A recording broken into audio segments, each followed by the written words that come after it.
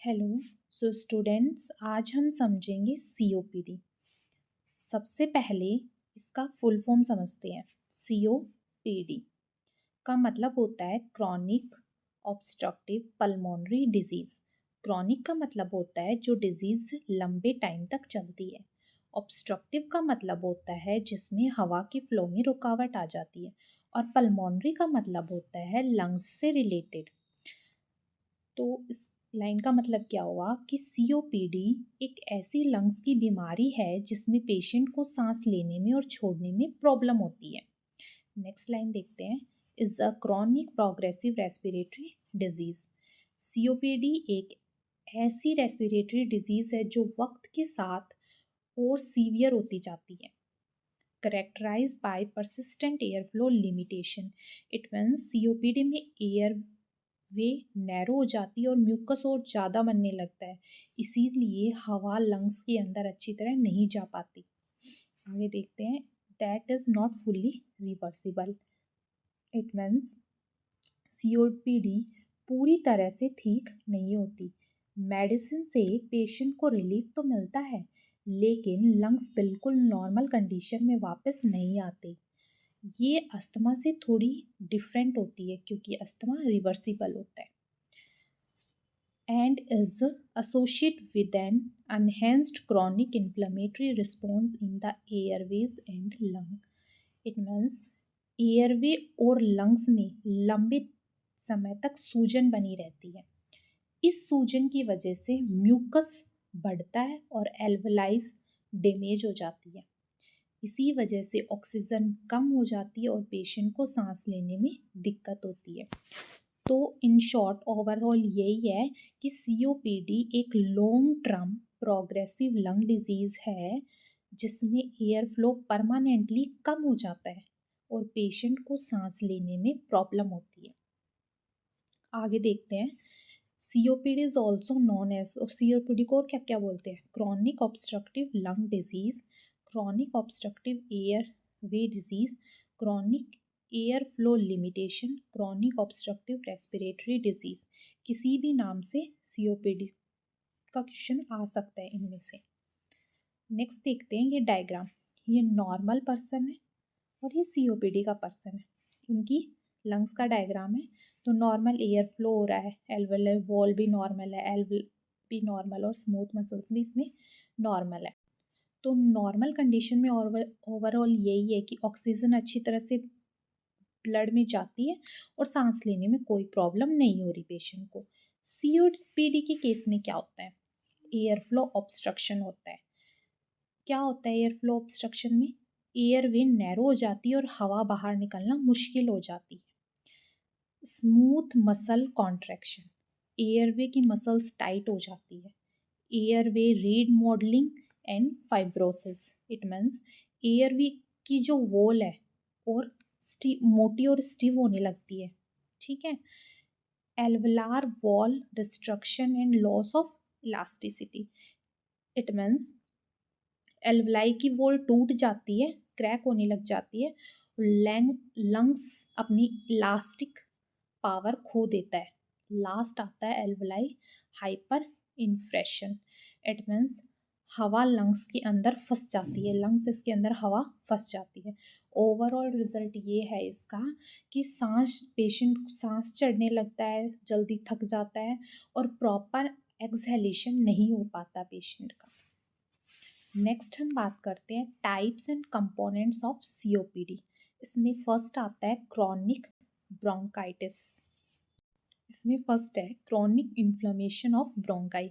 It means chronic bronchitis में bronchi यानी airway में लंबे टाइम तक इन्फ्लेमेशन बनी रहती है। और इन्फ्लेमेशन मतलब होता है सूजन आ जाती है। इस कंडीशन में म्यूकस ग्लैंड ओवर एक्टिव हो जाती है, इस वजह से बहुत ज़्यादा म्यूकस बनने लग जाता है। ठीक है, excessive mucus secretion. Productive cough for at least 3 months in each of consecutive year. It means productive cough का मतलब क्या होता है कि बलगम के साथ खांसी आना। तो 2 साल लगातार हर साल कम से कम 3 महीने तक बलगम वाली खांसी रहती है, उसे क्रॉनिक ब्रोंकाइटिस कहा जा सकता है। ठीक है, नेक्स्ट देखते हैं एम्फाइसीमा। एम्फाइसीमा में permanent destruction of alveolar wall, loss of elastic recoil, reduce surface area of gas exchange, air trapping in lungs. It means emphysema में लंग्स के अंदर जो एल्वेलाई होती है उनकी वॉल्स परमानेंटली डैमेज हो जाती है। नॉर्मली एल्वेलाई इलास्टिक होती है, लेकिन एम्फाइसीमा में उनकी इलास्टिसिटी ख़त्म हो जाती है। इलास्टिसिटी ख़त्म होने की वजह से लंग्स में से हवा बाहर अच्छी तरह नहीं निकल पाती और एल्वेलाई के डिस्ट्रॉय होने से गैस एक्सचेंज के लिए अवेलेबल जो स्पेस है वो भी कम हो जाता है। ठीक है, इसीलिए ऑक्सीजन कम अब्सॉर्ब होती है और पेशेंट की सांस फूलने लगती है। ठीक है, ये हो गए 2 टाइप सीओपीडी के। नेक्स्ट देखते हैं इसके कोजेस और रिस्क फैक्टर। रिस्क फैक्टर क्या होता है? वो चीज़ें जो किसी पर्सन में सीओपीडी के होने के चांसेस को बढ़ा देती है। इसमें फर्स्ट आता है सिगरेट स्मोकिंग, जो मोस्ट कॉमन कॉज है। ठीक है, सिगरेट या स्मोक में टॉक्सिन केमिकल होते हैं जो एयरवे में क्रॉनिक इन्फ्लेमेशन क्रिएट कर देते हैं। कोई पर्सन लॉन्ग टर्म तक अगर स्मोकिंग कर रहा है तो उसके अंदर म्यूकस ज़्यादा बनता है और एयरवे नैरो हो जाती है और एल्वेलाई डैमेज हो जाती है। इसीलिए स्मोकर में सीओपीडी का रिस्क सबसे ज़्यादा होता है। नेक्स्ट आता है पेसिव स्मोकिंग। अब पेसिव स्मोकिंग का क्या मतलब होता है? बिना सिगरेट पिए भी स्मोक इनहेल करना, ये भी लंग्स को धीरे धीरे डैमेज करता है और सीओपीडी के रिस्क को बढ़ा देता है। नेक्स्ट हम बात करेंगे एयर पॉल्यूशन, इंडोर और आउटडोर। इन आउटडोर के अंदर पॉल्यूशन कैसे? जैसे व्हीकल्स का स्मोक हो गया, फैक्ट्री पॉल्यूशन। इंडोर के अंदर जैसे चूल्हा जलाना हो गया या लकड़ी जलाना या कोयले जलाना, इनकी वजह से ये सब क्या करते हैं? एयरवे को में इरिटेशन करते हैं और इन्फ्लेमेशन क्रिएट कर देते हैं। नेक्स्ट है ऑक्यूपेशनल एक्सपोजर, डस्ट, फ्यूम्स और केमिकल्स। जैसे factory workers, mine workers, construction workers होते हैं, वहाँ dust, chemical fumes and gases lungs को डैमेज करते हैं। वहाँ पे ये सब चीज़ें ज़्यादा होती हैं ना, इसलिए। नेक्स्ट है recurrent lower respiratory tract infection. इसके अंदर क्या होता है? बार बार होने वाली रेस्पिरेटरी इन्फेक्शन से भी सीओपीडी का कारण हो सकती है। जैसे बचपन से किसी को निमोनिया बार बार हो रहा है, ब्रोंकाइटिस बार बार हो रही है या चेस्ट इन्फेक्शन रिपीटली होता है तो उसके लंग्स वैसे ही वीक हो जाते हैं। ठीक है, लास्ट है जेनेटिक फैक्टर अल्फा 1 एंटीट्राइप्सिन डेफिशिएंसी। इसके अंदर क्या होता है? ध्यान से सुनना, ये एक रेयर लेकिन इम्पॉर्टेंट जेनेटिक कारण होता है। किसका? सीओपीडी का। अल्फा 1 एंटीट्रिप्सिन डेफिशिएंसी मतलब ये जो है अल्फा 1 एंटीट्रिप्सिन, ये एक प्रोटेक्टिव प्रोटीन होता है। क्या होता है? प्रोटेक्टिव प्रोटीन होता है जो क्या करता है? जो नॉर्मली लंग्स को डैमेज होने से बचाता है। इस प्रोटीन की डेफिशिएंसी में एल्वेलाई जल्दी डिस्ट्रॉय हो जाती है, चाहे पेशेंट स्मोकर हो या ना हो। इट मीन्स चाहे पेशेंट स्मोकिंग सिगरेट करता हो या ना करता हो, फिर भी उसकी जो एल्वेलाई है वो जल्दी डैमेज होने लगती है। ये क्लियर हो गया? नेक्स्ट हम बात करते हैं पैथोफिजियोलॉजी। चलो देखते हैं इसकी पैथोफिजियोलॉजी। फर्स्ट है inhalation of harmful particles, smoke and pollutants, chronic inflammation of airways, increase mucus production, narrowing of airway, destruction of alveoli, air trapping and hyper inflation, impaired gas exchange, develop of hypoxia and hypercapnia. It means COPD की pathophysiology तब शुरू होती है जब person लंबे समय तक harmful particles जैसे सिगरेट, स्मोक, पॉल्यूटेंट्स को इनहेल करता है। ठीक है, जिससे एयरवे में क्रॉनिक इन्फ्लेमेशन डेवलप हो जाता है। इस इन्फ्लेमेशन के कारण म्यूकस ग्लैंड ओवर एक्टिव हो जाते हैं और एक्सेसिव म्यूकस बनने लगता है जो एयरवे को पार्शियली ब्लॉक कर देता है। धीरे धीरे एयरवे नैरो हो जाता है और एयर फ्लो रेजिस्टेंस बढ़ जाता है। साथ ही लंग्स के अंदर मौजूद एल्वेलाई की वॉल डिस्ट्रॉय होने लगती है और उनकी इलास्टिसिटी कम हो जाती है। एल्वेलाई के डिस्ट्रक्शन और लॉस ऑफ इलास्टिक रिकॉइल के कारण लंग्स ट्रैप्ड एयर को पूरी तरह बाहर नहीं निकाल पाते, ठीक है, जिससे लंग्स के अंदर हवा नॉर्मल से ज़्यादा बाहर जाती है और हवा नॉर्मल से ज़्यादा बाहर जाएगी उसको बोलते हैं हाइपर इन्फ्लेक्शन। इन सभी चेंजेस की वजह से गैस एक्सचेंज प्रॉपर तरीके से इम्पेयर्ड हो जाता है, मतलब नहीं हो पाता और ऑक्सीजन का डिफ्यूज़न कम हो जाता है और CO जो कार्बन डाइऑक्साइड है वो बाहर नहीं निकल पाता। इन सब की वजह से पेशेंट में ऑक्सीजन की कमी, हाइपोक्सीमिया और कार्बन डाइऑक्साइड की मात्रा ज़्यादा हो जाती है। ये थी अपनी पैथोफिजियोलॉजी COPD की। नेक्स्ट देखते हैं क्लिनिकल फीचर्स या बोल सकते हो साइन सिम्टम्स COPD के। इसमें फर्स्ट है अर्ली सिम्टम्स। अर्ली सिम्टम्स जो शुरुआती लक्षण होते हैं वो, और लेट सिम्टम्स जो गंभीर लक्षण होते हैं वो। तो इसमें फर्स्ट है क्रॉनिक कफ। तो देखते हैं क्या होता है। पेशेंट को लंबे टाइम तक लगातार खांसी रहती है जो अक्सर सुबह से स्टार्ट होती है, वो होती है chronic cough. Sputum production, it means खांसी के साथ बलगम ज़्यादा आना। डिस्पेनिया, पेशेंट को सांस लेने में दिक्कत होना या सांस चढ़ना या सांस फूलना, ये होता है डिस्पेनिया।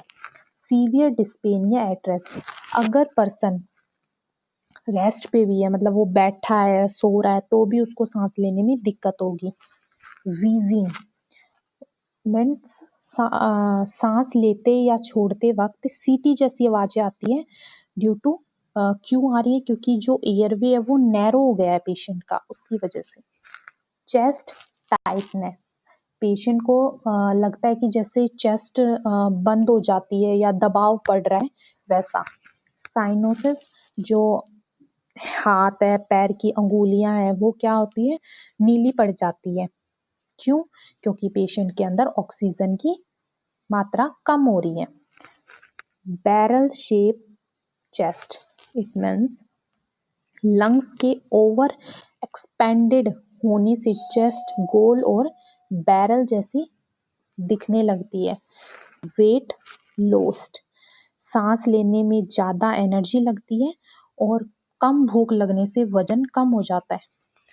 फटीग, थकान होती है, पेशेंट कुछ काम भी नहीं करेगा तो भी उसको हमेशा थकान सी महसूस होगी। Use of accessory muscles of respiration, it means patient को सांस लेने के लिए नेक और शोल्डर के मसल्स का यूज़ करता है, जो सीवियर ब्रीथिंग डिफिकल्टी का साइन है अपना एक, ठीक है। नेक्स्ट देखते हैं डायग्नोस्टिक इवाल्वेशन। तो इसमें फर्स्ट है पल्मोनरी फंक्शन टेस्ट। जो पल्मोनरी फंक्शन टेस्ट है ये सबसे इम्पोर्टेंट टेस्ट होता है COPD का। इसके अंदर फर्स्ट आता है decreased FEV1, it means forced expiratory volume. Forced